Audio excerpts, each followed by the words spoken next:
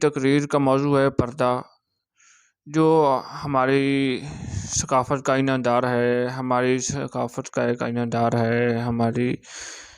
لیے بہت اہم ہے۔ ہمارا یہ تعلق اسلام سے، ہمارے لیے سب سے بڑی حجت اللہ تعالیٰ کا فرمان اور اللہ تعالیٰ کا حکم اور وسلم کا فرمان ہے۔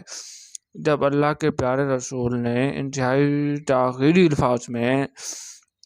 پردے کا حکم دیا ہے، اگر ساری دنیا پردے کے مخالفت پر جمع ہو جائے، تمام ڈاکٹر اسے مضر صحت کہہ دیں، نام نہاد مفسرین اسے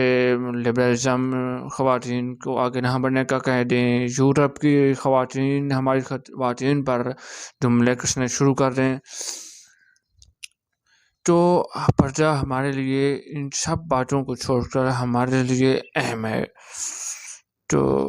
ہمیں اگر دقیانوسیت کے طعنے دیے جائیں، فرنگی حکمران ہم سے روٹھ جائیں،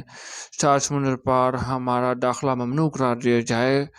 تو ہم یہ سب کچھ برداشت کر لیں گے، سب کو ناراض کر لیں گے،